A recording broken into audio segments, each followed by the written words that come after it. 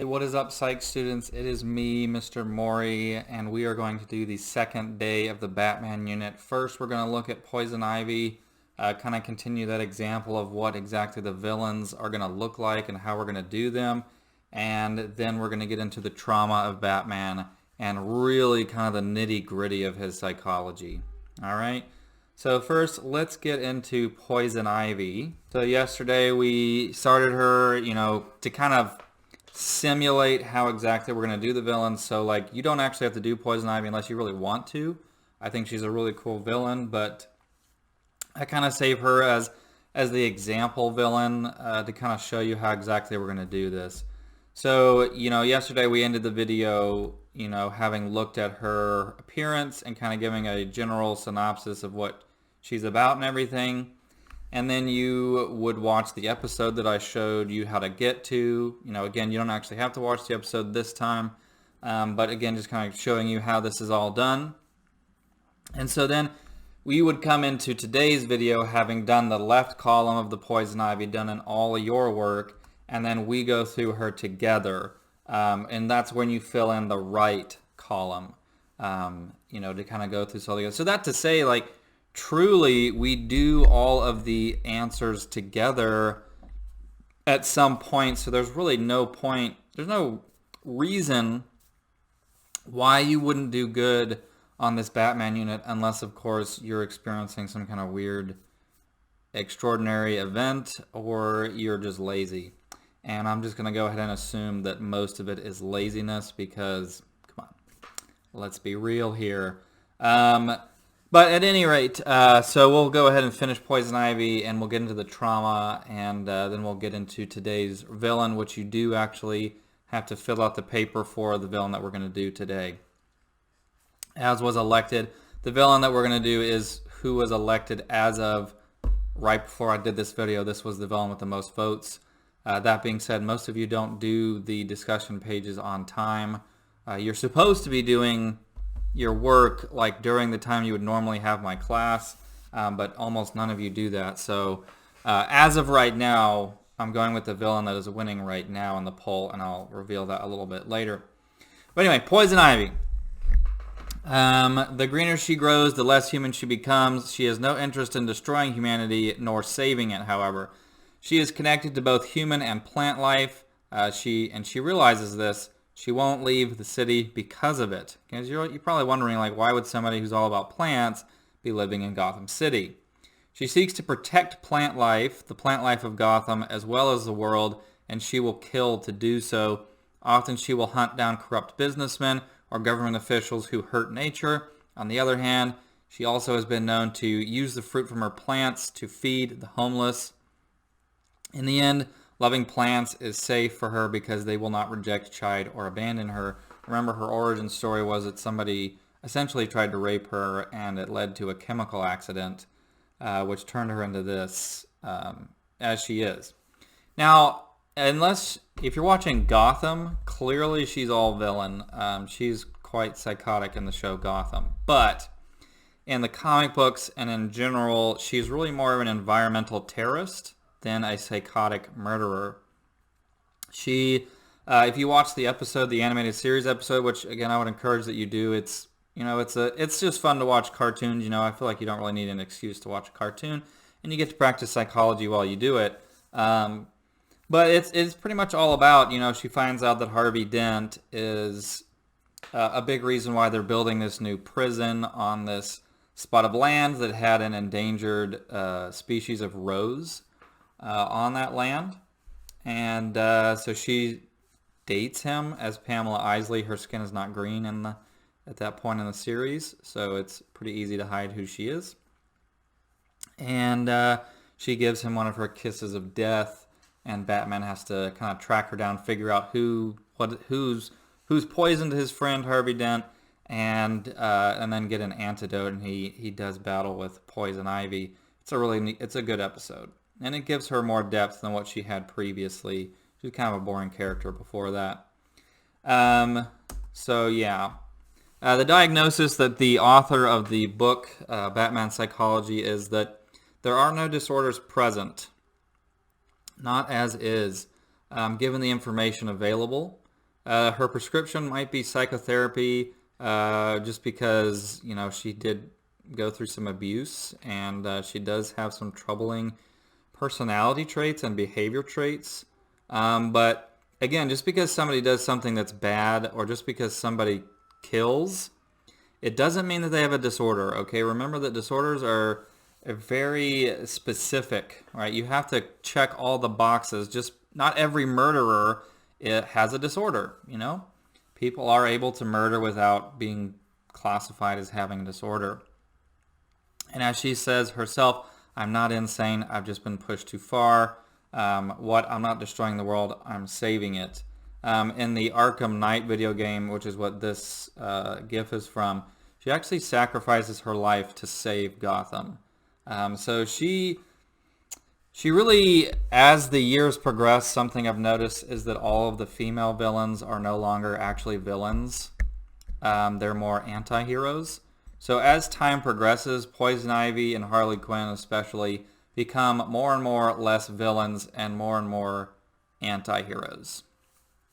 And I think that a large reason why that is because of modern feminism. People don't want to offend, they don't want people to view women as villainous. But I would argue it's actually kind of sexist to do that to all the female villains, to make them not villains. But that's just me. I personally prefer her more as a villain than an anti-hero. I think she's kind of annoying as an anti-hero, but she's just much more complex of a character as a villain. And when you make her an anti-hero, she just becomes this environmentalist, New Green Deal propaganda piece. And it really isn't interesting at all. It's just annoying. Look, I'm all for helping the environment, but I don't want to be preached to when I'm reading a comic book. I don't want that. It's boring. That's one thing I do applaud Marvel at, is that they are very good at not getting political during their movies. That is a very good thing. So, sane, we're going to the author does not always go through whether or not somebody is sane, because that's determined in the court of law. But he does state that Poison Ivy would be considered sane. So, again, I have the document for her here. So, again, you'd fill that out, right? You'd fill all that out. And we have our document, our case file with her. Again, if you wanted more reading of her, I do believe I have some of them back there. Let's see if I can get it. You're going to see that I'm just wearing PJs, but that's okay. Let's see. So, if you're at all interested in the character, I would recommend this book. It collects really all of her, her first appearances in here from the 1950s, right? It has all the stuff in there. It has more recent stuff. You can kind of see.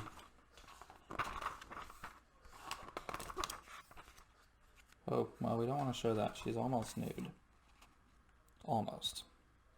Well, like I said, she's a very sexualized character because that is her power set.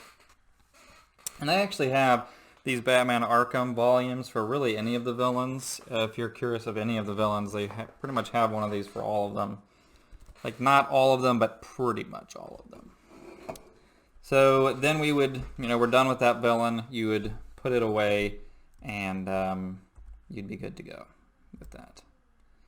All right, so in order to talk about Batman's trauma, we need to witness the event of the trauma. So I have a clip for you from the movie Batman vs. Superman. It is the movie that does the origin of Batman the quickest, yet without sacrificing any of the emotion of it. So when you watch this clip, I want you to try to put yourself into the mind and the psychology of what is probably like a 10 or 12-year-old boy. And try to imagine what exactly this very traumatic event would do to your psyche, and how that would go on, looking at psychoanalysis, how that would go on to define you as an adult. Which, this sort of thing does happen to people. Maybe not exactly this way, But people do lose their parents, sometimes right in front of their eyes, and it is a very traumatic thing. There is a lot of psychology behind it, hence the book behind it. You know what? Let me mute my mic so that there's no noise coming in during the video. I do want to say this is a very stylized version of it. You know, it's very almost shot for shot from the comic book The Dark Knight Returns. Like the pearls over the gun, you're going to be like, that's ridiculous. That wouldn't happen. It's a movie. It's fictional, and they're getting that shot like exactly from the comic book. So just take it as, you know, they're depicting a comic book, and just try to get past any bias you have and just enjoy it, and try to get into the psychology of the character.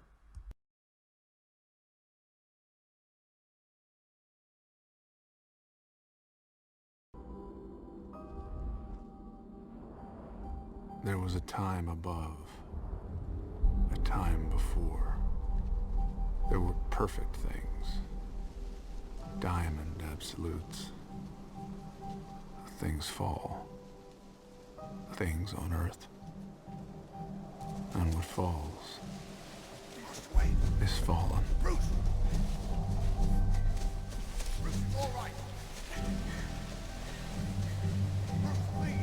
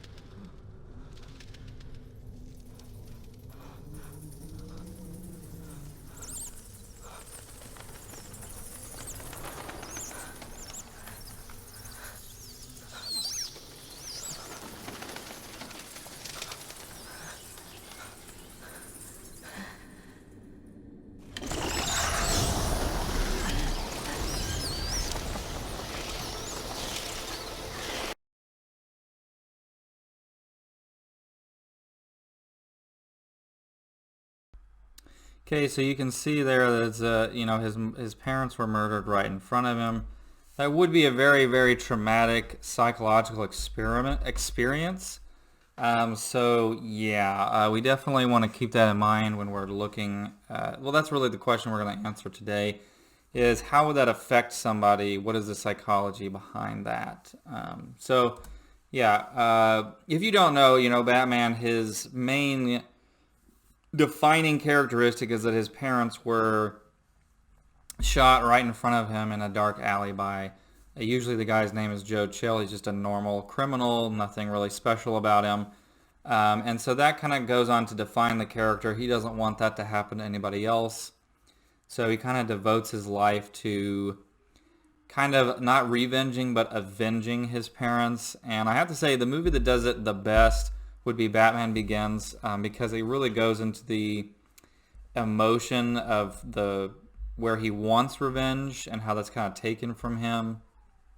And in Batman Begins, it kind of adds another layer to the thing because they had to leave the movie theater because of his fear of bats. So it also adds that extra layer of guilt that they died because he couldn't handle the play they were watching, which had bats in it. So it's a very, very complex character. It's very, that clip always, every single time, gives me chills. It's the music, it's the moment. It's very, very, it's very traumatic. I mean, that is an intense origin for a character. And no other hero really has it to that degree. At least none of the big ones, or at least, if there is one that has one more traumatic than him, like the Punisher per se, it was made after him. So I mean, like, someone's like, well, Spider-Man lost Uncle Ben. First of all, he wasn't there, and second of all, Spider-Man was an adult. And you're like, well, his parents died in a car crash. Again, he wasn't there. He did not witness it right before his eyes. Same thing with Iron Man. His dad was murdered, and he didn't find out about it till he was an adult. It is a huge deal, the age of which this happens and whether or not the person is there. Like Superman, his whole world blew up when he was a baby. But he doesn't remember any of it. He was a baby, all right? So the fact that Batman, Bruce Wayne, that this happens to him at such a pivotal age for psychology, and the fact that he was there, and the fact that it was both of his parents, that creates a very unique character psychology that we're going to dive into. So for the first 6 months of publication, Batman did not have an origin. In November of 1989, that changes, however, and they give the very famous Batman story. There's actually a funny story where, a few years ago, I was playing the Arkham games, and my brother-in-law, I think he was like 10 at the time, or 12 or whatever, he's a little sheltered. He came over and, we were he's not anymore, but, and I was playing the game and he was like, so what's Batman's story? And, I totally told him, and I found out that he didn't know that Batman's parents were shot in front of him, because apparently he'd only played the Lego games, and so that definitely, I was like, I really hope I don't get in trouble for being the one to tell him that, because it's kind of really brutal. So the trauma involves two key things: experiencing actual or threatened death or serious injury to oneself or others, and reacting to this horrific event with intense fear, helplessness, or horror. I kind of already explained this last bullet point of that none of the other heroes really compare to his level of trauma. I can't really think of anything off the top of the head other than maybe the Punisher, and even then he's an adult, and yeah, he loses his wife and kids, which is about the same level of traumatic that an adult could experience. But for a kid, having your parents killed in front of you is actually the most traumatic common life experience that a kid can experience. You're like, well, what about like torture? Well, that's why I said common life. This happens. It's not that normal for people to get tortured, kids especially. It is actually not that uncommon for people to lose their parents. So, yeah. Batman and Superman and Spider-Man probably all suffer from survivor's guilt, but Bruce would probably definitely be the most severe. So for different reasons, each knows with great power comes great responsibility. What pushes Bruce, who has no powers, to build himself then? This is an actual picture of the first comic book where he got his origin. And you can tell really quickly, like, one panel his parents are getting shot, and the next he's praying to God that he's going to avenge his parents' murder, which I think is very revealing to the character's psychology. I mean, really in one page, he's back, he's Batman, So nothing more traumatic. Many who research the impact of losing one's parents or parents say it is the single most stressful common life event a children can experience. As I said, unlike other calamities, losing parents deprives a child of nurturance, love, support that might help that kid get through otherwise like hard times. For adults, it would be losing a spouse. Losing a child is traumatic, but losing your spouse upends your entire life more broadly, and that is the same way with a kid losing their parents. So thinking less abstractly than adults do and less able to articulate their feelings, bereaved children tend to express any anger and anxieties behaviorally by being punks. Further, children who lose their parents to homicide experience more extreme and complicated bereavement process. Many of the symptoms for a child who witnessed their murder of their parents would experience PTSD, flashbacks, tantrums, sleep disturbance, anxiety, disassociation, passiveness, and aggression. That's a big thing that he witnessed his parents' murders right in front of him. He's probably going to be experiencing, well, the guy didn't finish the job. What if he's still looking for me? He wants to finish what he started. So there's a sense of fear about it. You've just lost your parents. It completely upends your world. You'd have to move to a different house in a lot of cases. Or in Batman's case, he has Alfred, who was just a butler, and now he's supposed to be his father and mother. So it's pretty intense, So why would his parents getting murdered motivate him?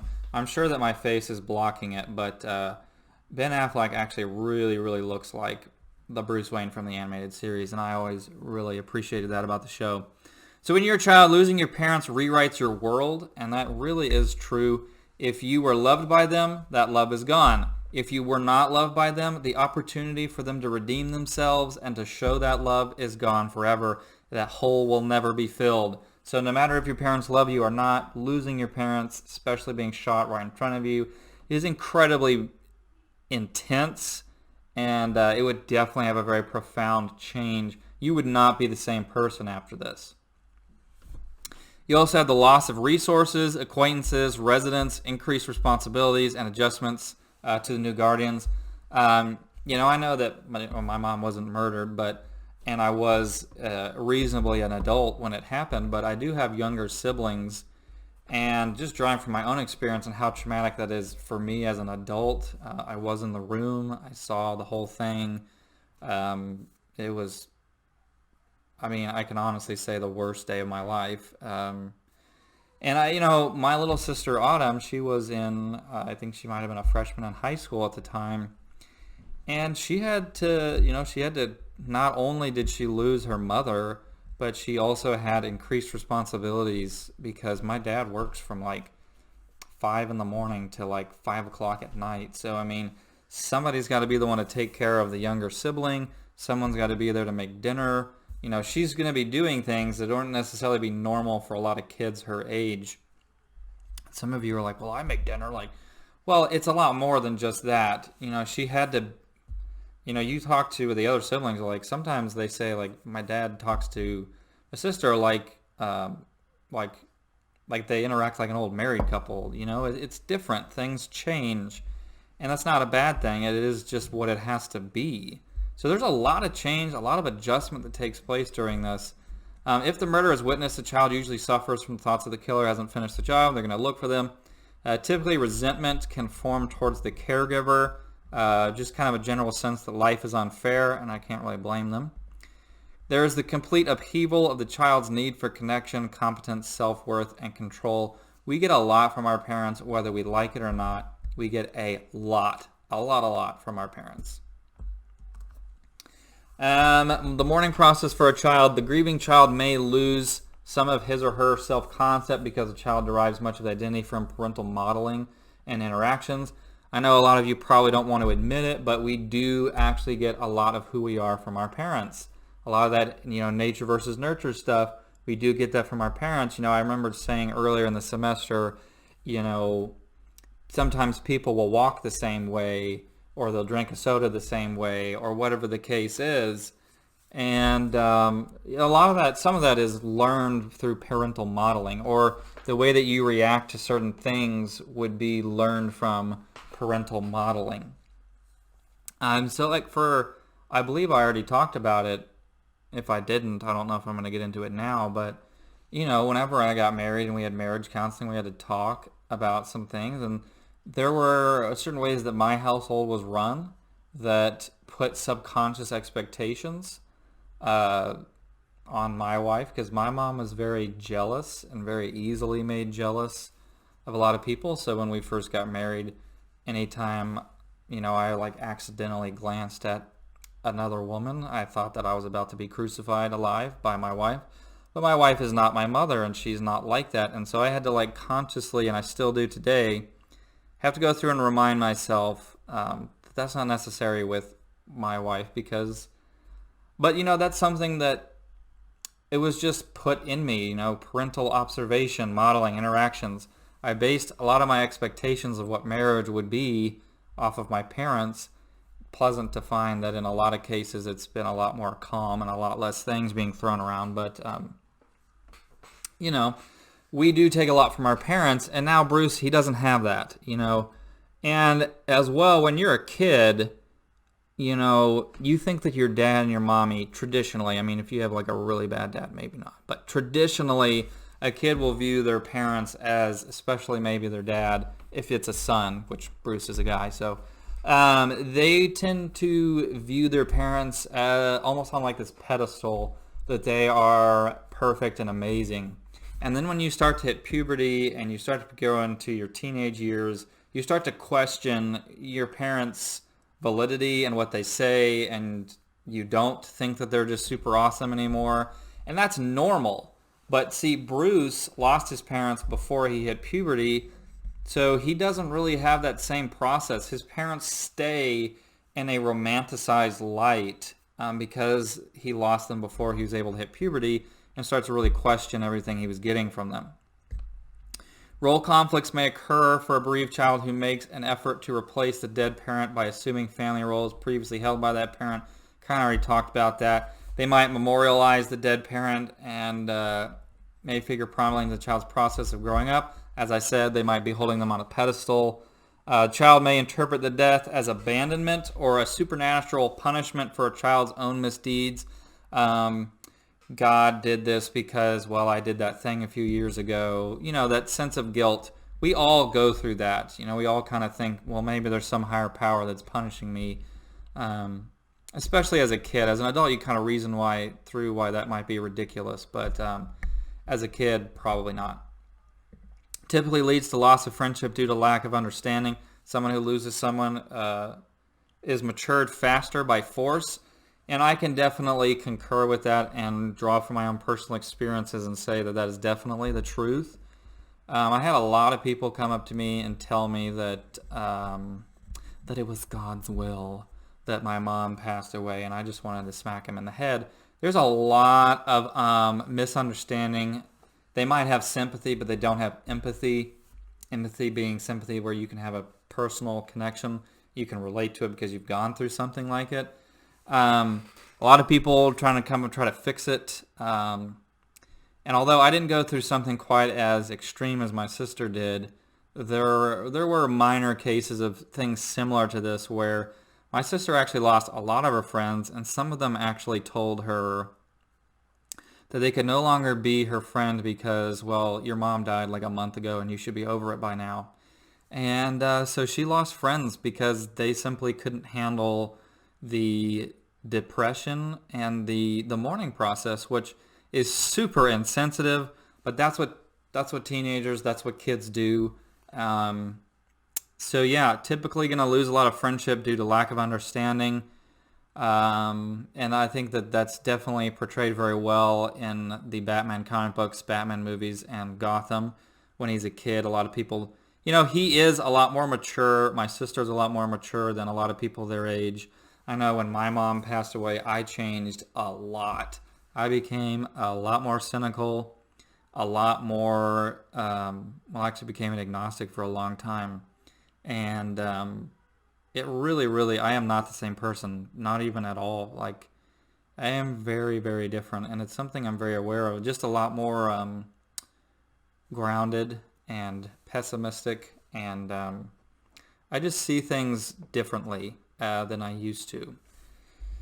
And, I know that, my mom was not shot right in front of me, and my dad is still alive, but I look at the pain and the suffering that I went through just watching my mom die from breast cancer, and it was terrible. I really, oh my gosh. I'm keeping it mellow. The camera helps a little bit that I won't get emotional about it, but it's I cannot imagine how intense and horrible this would be for a kid, and how impactful it would be to their psychology. How much losing one parent from a disease changed me and affected me and changed the entire trajectory of who I was. I cannot imagine a kid of 10 years old losing both parents, having been shot right in front of him. That is whoa, that is whoa. I can't even begin to understand what exactly that is like, but we can try our best. All right, so this is a really good quote from Batman vs. Superman. I feel it does a very good job of explaining kind of Batman's psyche. It says, "I bet your parents taught you that you mean something, that you're here for a reason. My parents taught me a different lesson, dying in a gutter for no reason at all. They taught me that the world only makes sense if you force it to." So we kind of see Batman and Superman are really polar opposites of one another. Batman really is the dark, pessimistic version. He kind of sees the worst in people because he's seen the worst in people. And I think that's partially why we identify with Batman, is because we can identify with his pain. I think that all of us in some way can identify, even if we haven't lost a parent. I think we can all identify with his anger and his want to make the world better. He takes action. He does the things that we can't do, and it gives us some sense of power over our lives when we don't actually have power. I felt very powerless when my mom was sick, and you read Batman and you're like, wow, this, I don't know, it just makes you feel it, I can't really explain it, but I really do. I know, again, I didn't lose both my parents, but I do feel like I have a very personal connection with this character. And to add to that, Batman vs. Superman actually came out on my mom's birthday, and she watched it in theaters, and that was actually us talking about that movie, which she didn't like the movie, but I loved it. Us talking about that movie and me arguing why it was a good movie was actually the last cognitive conversation that we had about it. And the whole movie is about a guy mourning the loss of specifically his mother. So that movie, I watched it a lot in those months, and that movie has a really personal connection to me because there really isn't a Batman movie that gets into the psychology of loss quite as well done. So such a good movie. Sometimes I show it. Probably won't have time, and it's not on any free platforms anyway. So I would certainly watch it if you can. It's actually my top 5 favorite movies, and some people will probably hate me for that, but that is an excellent movie. If you don't like it, I'm sorry. You just don't understand the characters, or maybe you have bad taste. I don't know. It's a cult classic for a reason. All right, so PTSD in Batman. Does he have the disorder? If he was to have a disorder, it would be PTSD. So we want to look at this. The author of the book spends a whole chapter on it. So he says Bruce gets mad. He accepts that this is his new reality, and the only bargain he makes is to vow to stay mad and avenge them, not some plea for the impossible, for them to return. So does Batman have PTSD?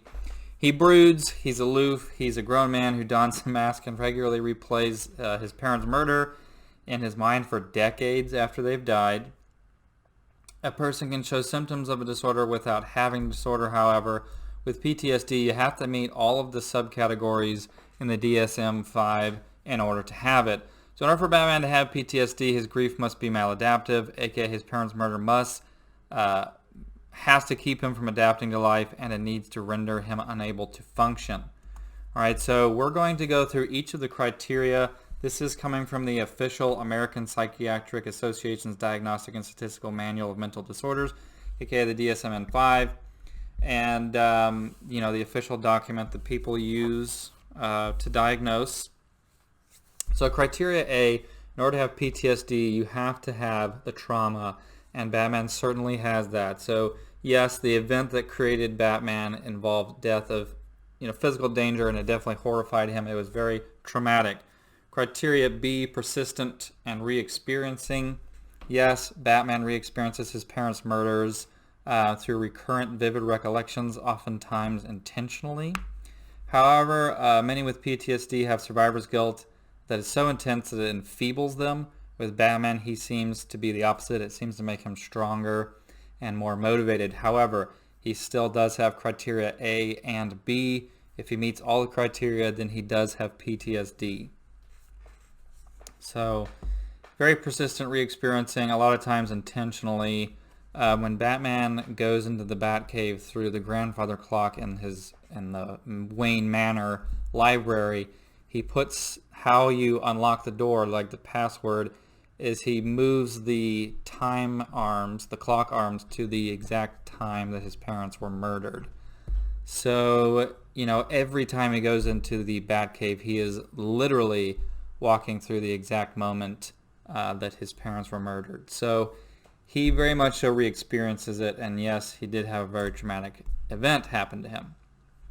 Criteria C, persistent avoidance and emotional numbing. No, he does not avoid reminders of the murders, as I just said. In fact, he seems to immerse himself in it.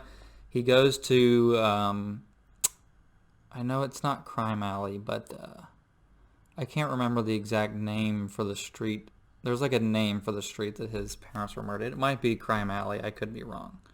I could be right. But anyway, he goes to the exact spots they were murdered multiple times on a regular basis. I'm actually pretty sure it is Crime Alley. I just thought there'd be a more creative name, but I guess I don't think there is. So he does not avoid reminders of his murders. In fact, he seems to put the strong effort to immerse himself with those reminders.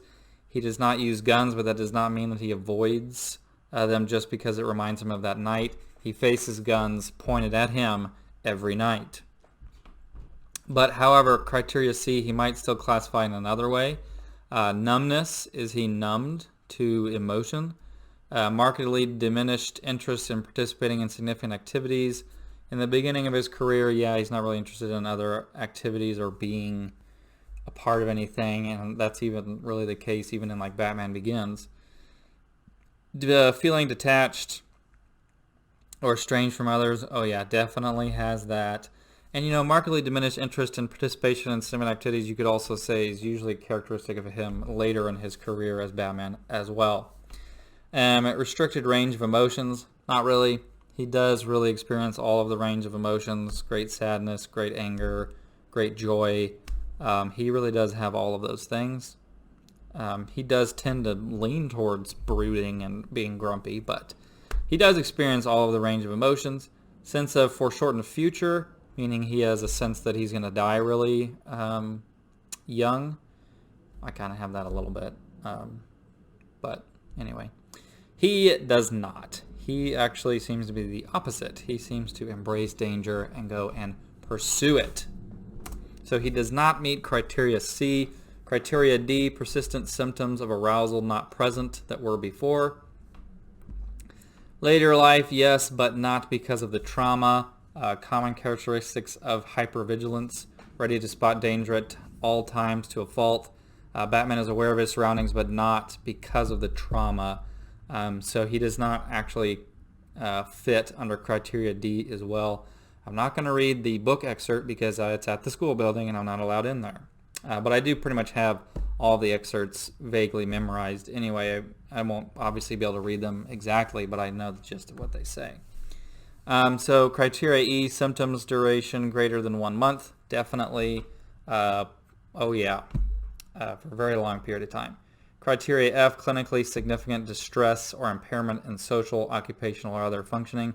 No, he does not spend his days mired in a state of distress.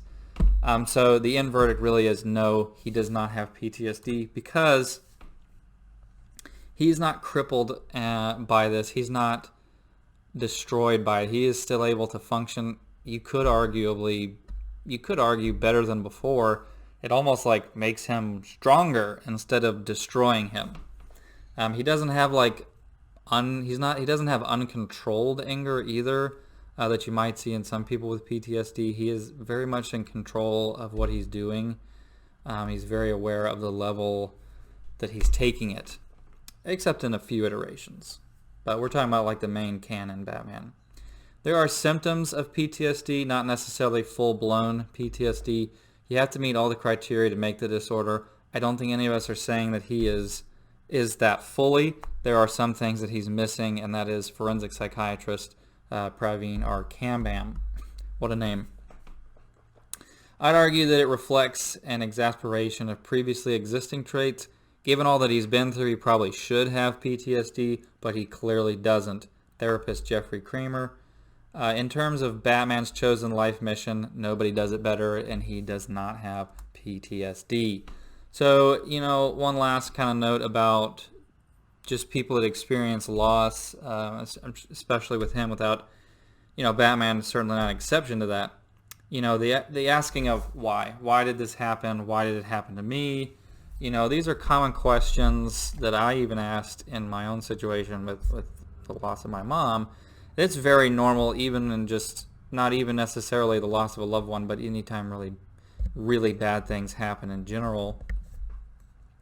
Because we need to believe that the existence of answers and purpose is out there and more powerful than our pain and reasons and meaning bigger than the results, a grander plan. We want to have some kind of hope that there is some kind of grander plan, that there is something that's looking out for us, even if that's not like a god, but like fate. Some people are surprised to learn that Batman is like an agnostic. He's a playboy millionaire. He is not a Christian. I don't know why people would be shocked about that. But at any rate, in the end, he doesn't even really ask why that much. He pretty much, like right here in this comic book, is like, that night he is pretty much gone through all the stages of grief and has remained on anger and wanting to avenge his parents. But he definitely does not have PTSD. Batman makes meaning of his trauma in a few days, where it takes the rest of us several years, or if not a lifetime. So, yeah, Batman does not have PTSD. Closing thoughts on trauma. Psychologically resilient individuals rebound from dwelling on pain by summoning positive emotions. They invigorate themselves. At my mom's funeral, we didn't call it a funeral. We called it a celebration of life. And we just told stories about her and the good times we had. And I do think that helped quite a bit. I think that remaining positive in the face of horrible circumstances does help a lot. When Bruce goes into the Batcave through the clock, he sets it to the time of his parents' death. So every time he changes from Bruce to Batman, he is passing through the moment of their deaths. He embraces this. It defines him. The trauma has definitely defined him. He wouldn't be Batman without the trauma. But he does not have PTSD. He's not crippled by this trauma. It, in fact, seems to make him stronger and give him purpose, which is not PTSD. Tomorrow we will look at why he wears a mask and the psychology behind wearing masks. The villain that won today's voting election, and you'll again be able to vote for our villain tomorrow, is actually kind of a surprise. He's never been chosen first, so I'm actually kind of impressed Mr. Freeze is a really good villain, and this episode that we're going to watch to observe him, it won an Emmy. It is very good. It gave the character a backstory, a backstory that you can really sympathize with, that Batman can sympathize with. It's got humor. The animation is a little bit extra, even for this show, because this show is a very impressive animation for the 90s. But this episode, it goes even further, and they just do the character Mr. Freeze very well. They actually, have a short, animated movie, which kind of expands upon this episode, called Sub-Zero. If you really like the episode, maybe give it a watch. It was a big part of my childhood. So Victor Fries, Mr. Freeze, his real name is Victor Fries. First appearance is Batman 121, February 1959, as Mr. Zero. He was renamed Mr. Freeze in 1966. He is quoted saying, I'm going to do the voice from the show. Of course, I can't really do it, but I'm going to try. "It would move me to tears if I still had tears to shed." That wasn't too bad. So, case study, Mr. Freeze, his origin. When cryogenic researcher Victor Fries, or Freeze, depending on what you're watching, learns that his wife Nora suffers from a rapidly progressing terminal illness, she is dying, he suspends her in a cryostasis. He freezes her, preserves her life, so that he can spend that time to find a cure for her illness. Everything he does is out of the love for his wife, and I think that's awesome. It's a really compelling villain, I think. So, a ruthless executive tempers with the equipment, and Victor's body temperature plunges, and his body chemistry changes. You'll actually see this origin in the episode that we're going to watch. Now he must wear a special refrigeration suit to maintain his sub-zero temperature, while he seeks revenge on any he believes have wronged him, and steals equipment and funds to continue his efforts to restore his lovely wife, Nora Freeze. This is what he looks like. He has to wear this suit because without it, he would die. The accident that happens with him, he works usually either at Wayne Enterprises or it's usually another company, but sometimes it is Wayne Enterprises. And he's being paid to find cures to certain diseases through freezing-like techniques. And when his wife becomes terminally ill, he freezes her in a tube, keeps her to where she's frozen. She doesn't really age. And meanwhile, he is trying to find a cure for her. Well, the company finds out. They don't like that he is so close to it and that they're spending millions of dollars for something that doesn't really have a lot of results. So they interrupt his process, and while they're interrupting him, he's very passionate about this.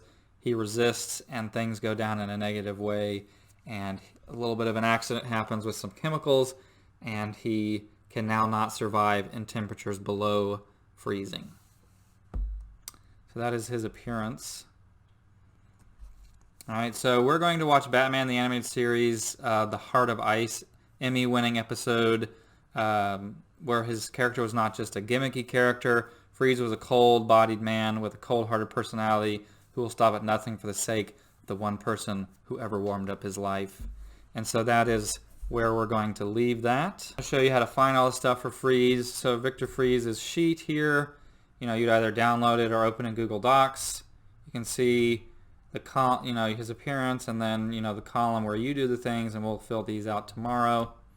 Remember that you do have hints in your case files document, right?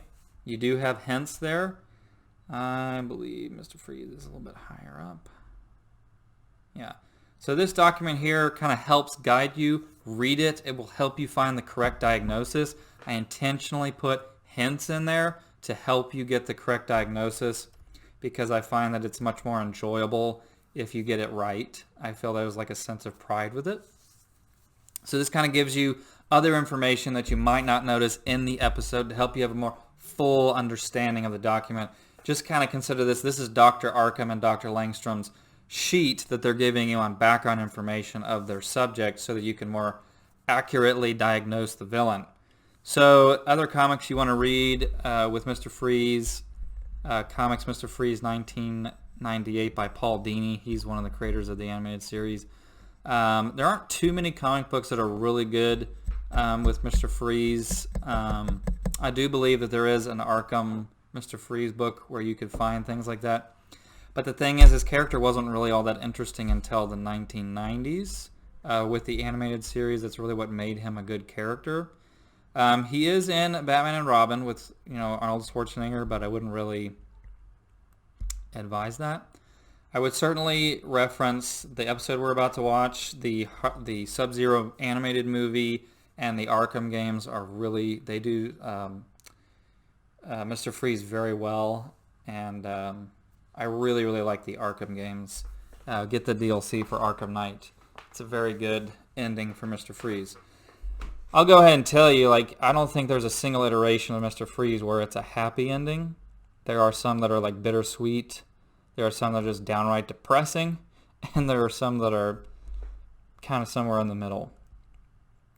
But yeah, he's a very good villain. Now, where you can find this episode, if you go to our website, Cartoon Show Me, again, yesterday I showed you how to do that. Just look up Batman, watch Batman the Animated Series for free, and scroll down, and there it is. You click that, and the Mr. Freeze episode is episode 3. So you'll click episode 3, and it will take you to the Mr. Freeze episode. You do need to do this one. So come tomorrow ready. You again are going to be turning in all of these together. So it is very important that you do the Mr. Freeze psych eval. Again, we're going to go over the answers tomorrow. I would seriously watch the episode. It's really good. This is fun. Okay, you get to diagnose a villain and try to actually practice psychology. So I strongly encourage you, don't be lazy. Please watch the episode. You get to watch a cartoon, which is pretty amazing. So do that tomorrow. We will look at Mr. Freeze, and we will do why he wears a mask psychology. Later on, we'll look at if he has a phobia. Batman's psychoanalysis is not done. But yeah, we're going to look at a lot of aspects of his world and everything. But I think the PTSD part's probably the most thorough psychoanalysis of the character's key details, in my opinion. So today was kind of a big deal day. Yeah. I hope you enjoyed today. Today's actually a little bit more note heavy, but it is one of my more favorite days. There will be a discussion question. There will be discussion questions. Whew. There will be discussion questions, and one of them will be to vote for the villain for the next day. So make sure to get that in quickly so that your vote actually counts. Scarecrow almost won today, and Two-Face almost won today. They each had about 3 votes. Mr. Freeze had 6. So at any rate, have a wonderful day. Please, please, do Mr. Freeze, and we'll go over the answers tomorrow. Please watch the episode. I might actually have a question on the discussion. Actually, I will have a question on the discussion questions to make sure that you're watching the episodes. So have a wonderful day. Peace out.